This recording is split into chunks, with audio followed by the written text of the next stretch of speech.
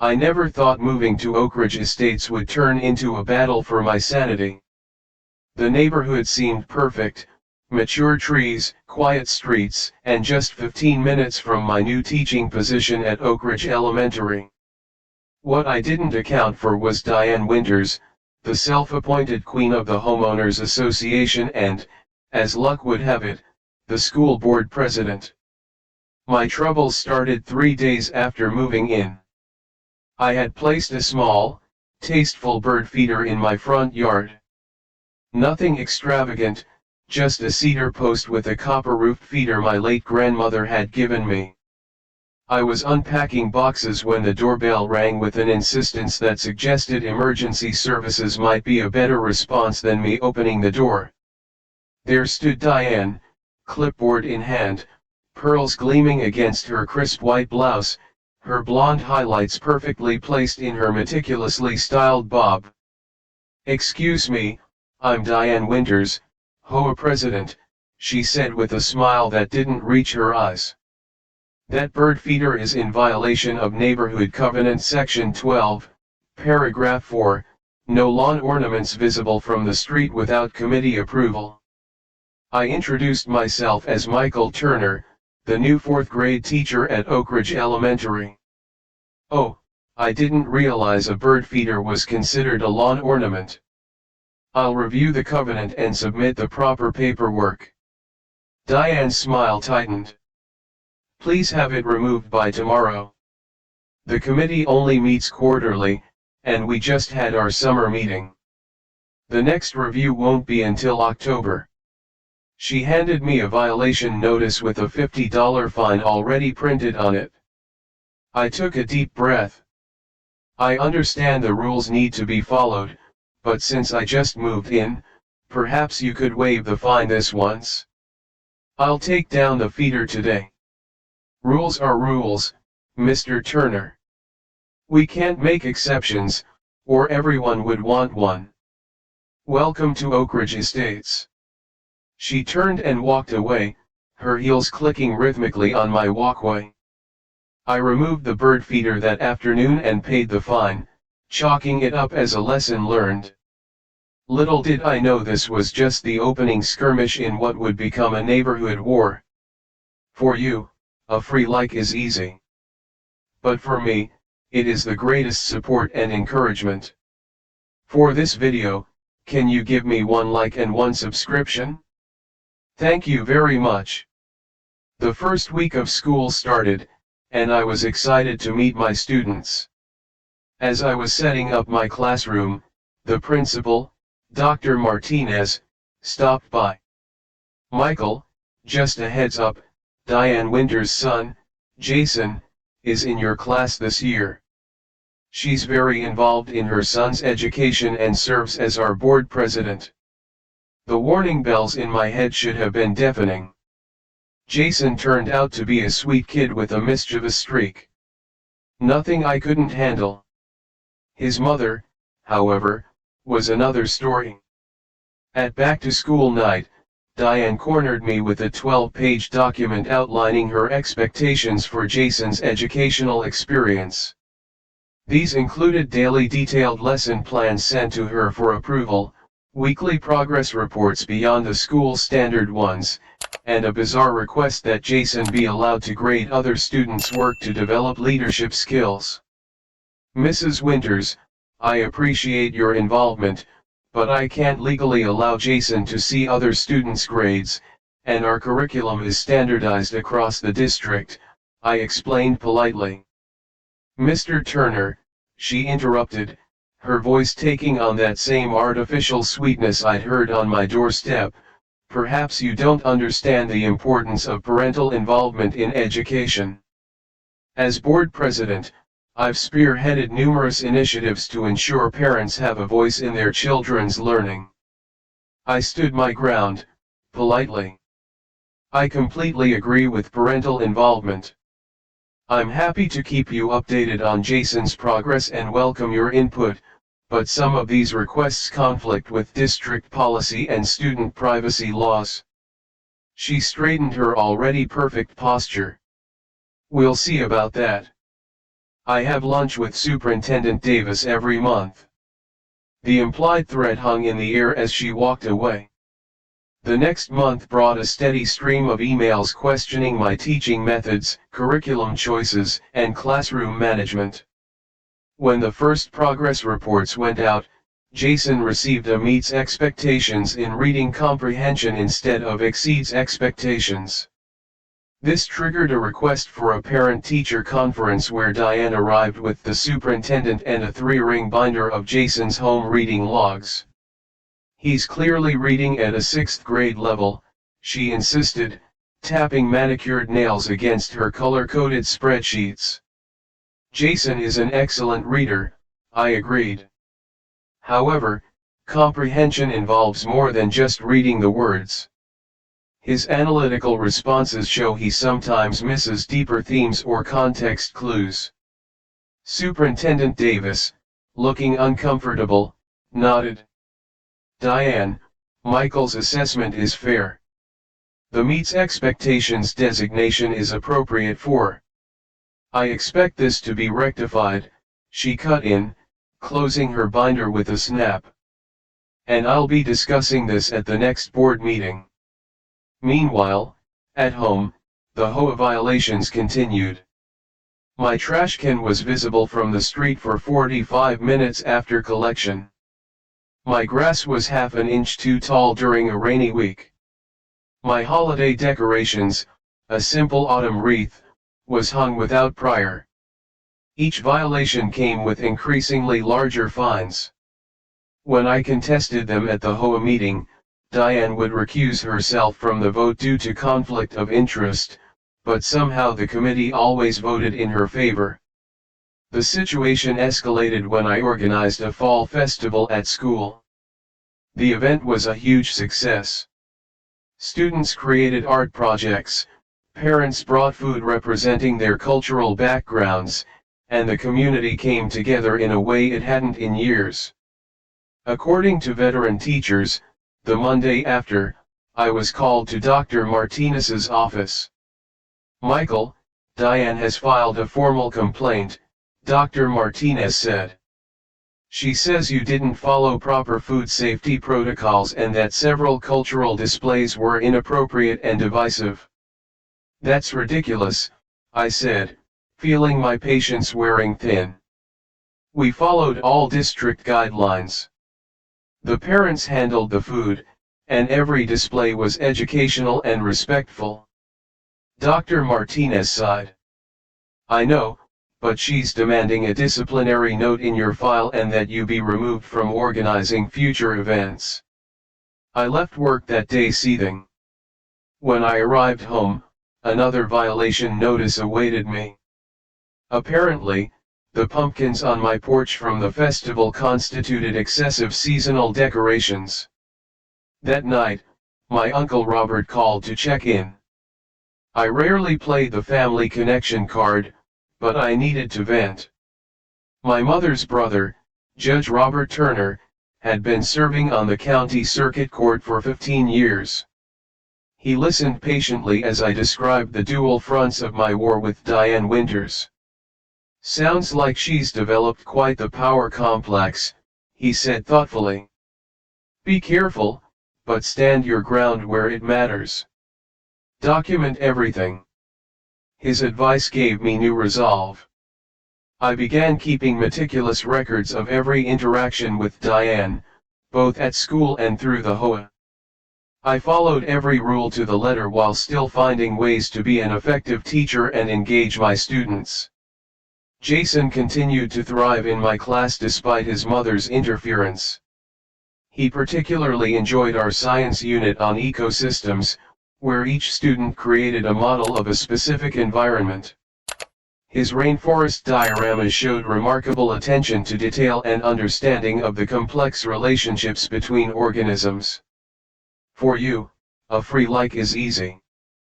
But for me, it is the greatest support and encouragement. For this video, can you give me 1 like and 1 subscription? Thank you very much. This is excellent work, Jason, I told him as he proudly pointed out the layers of his rainforest. You've really captured the biodiversity. Thanks, Mr. Turner. I worked really hard on it. My dad helped me with the waterfall part. For parent-teacher conferences, both of Jason's parents attended. His father, Mark, was quiet but supportive, occasionally giving me apologetic glances when Diane launched into another critique. I made sure to highlight Jason's rainforest project. He showed tremendous creativity and scientific understanding, I explained, showing them photos. It was easily one of the best in the class. For a moment, Diane seemed genuinely pleased with her son's accomplishment. But the moment passed quickly. While the project seems adequate, I'm concerned about the lack of mathematical components in your science curriculum. The winter holidays brought a brief respite as Diane and her family traveled to Aspen for 2 weeks. The school atmosphere noticeably lightened, and even my neighbor across the street remarked how nice it was not to see Diane's Mercedes patrolling the neighborhood looking for violations. But all good things must end, and Diane returned with renewed vigor. In January, I received the most absurd HOA violation yet, a claim that the color of my house had faded and no longer matched the approved shade of Oak Ridge cream. The notice demanded I repaint the entire house within 30 days, despite freezing temperatures, or face fines of $100 per day. This was the last straw. The house was only 3 years old, and the color was identical to every other Oak Ridge cream house on the block. I decided to contest this violation formally and requested a hearing with the full HOA board.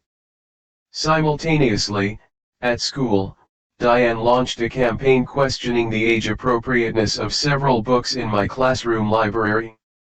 Classic titles like Bridge to Terabithia and The Giver were suddenly deemed potentially traumatizing in emails sent to all board members and the superintendent. Dr. Martinez called me in again. Michael, I know these accusations are baseless, but the board is feeling pressure to investigate. All of these books are district approved, but Diane is pushing for a review committee. This is getting ridiculous, I said, frustration evident in my voice. These are award-winning books that develop critical thinking and empathy. They've been standard in 4th grade classrooms for decades. I agree completely. But she's threatening to take this to the media if we don't act. She's already drafted a press release about how the district is exposing children to inappropriate themes. The situation was approaching a breaking point. My HOA hearing was scheduled for the same week as the school board meeting where my classroom library would be discussed.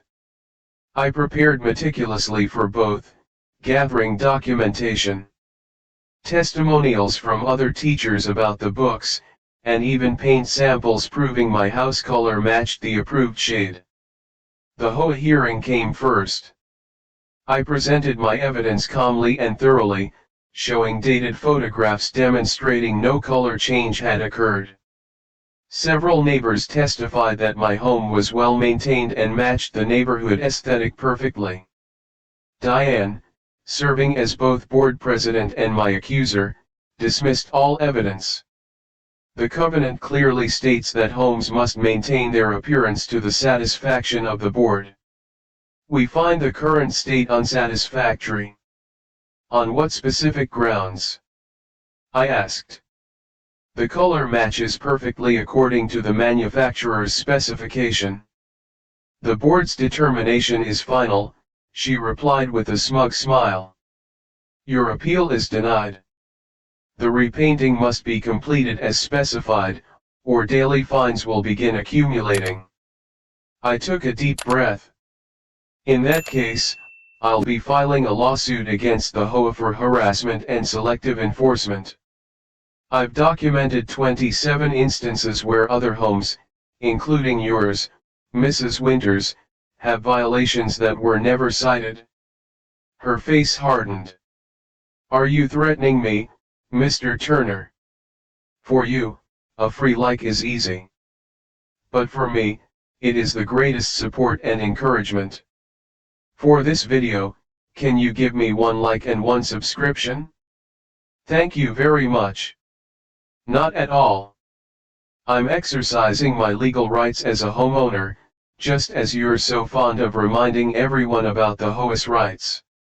2 days later, I was served with papers. Diane, both personally and on behalf of the HOA, was suing me for malicious defamation of the neighborhood association and creating a public nuisance that damaged property values. She was seeking $30,000 in damages plus legal fees. The school board meeting that Thursday was equally tense. Diane had rallied several parents who hadn't even read the books in question. They took turns at the microphone, expressing deep concern about the disturbing content their children were being exposed to. When my turn came to speak, I distributed copies of critical reviews, educational standards alignment documents, and letters from child psychologists about the developmental benefits of the challenged books. These books help children process complex emotions and develop empathy, I explained. They've been carefully selected to be age-appropriate while still challenging students to think deeply about the world around them. Several parents and teachers spoke in my defense, including, surprisingly, Mark Winters. My son has never been more excited about reading, he said quietly. Mr. Turner has helped him discover books that ask important questions about friendship, courage, and responsibility. I fully support his teaching methods. Diane's glare at her husband could have melted steel. The board voted 6-1 to keep the books in the classroom library, with Diane the lone dissenter. It was a small victory, but the lawsuit still loomed. The case was assigned to the county circuit court, and a hearing date was set for the following month. I hired an attorney, though the retainer strained my teacher's salary considerably.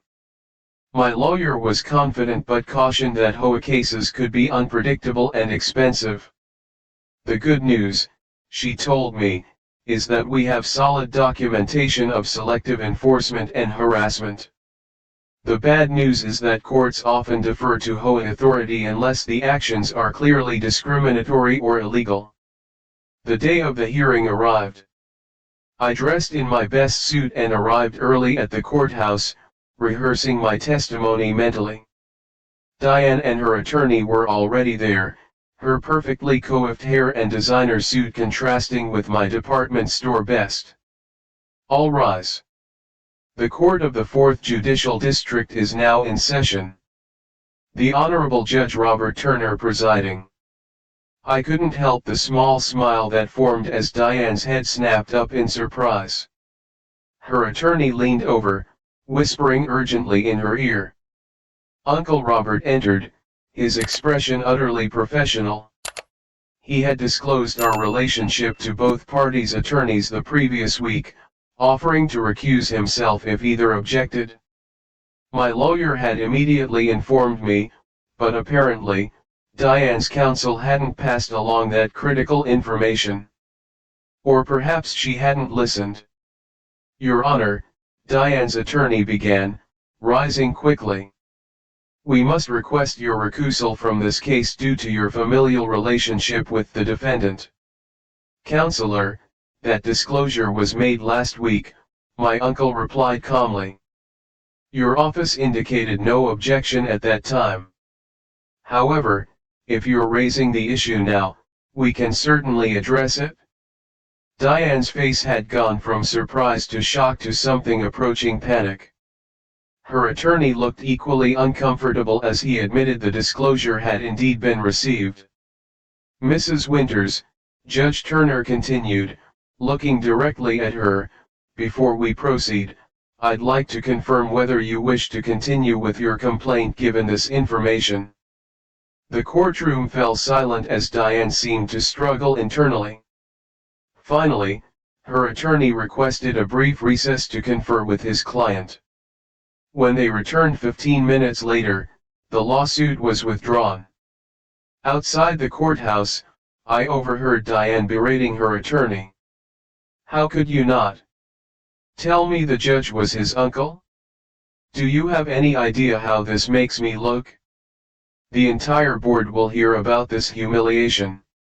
The following week, a notice appeared in the neighborhood newsletter.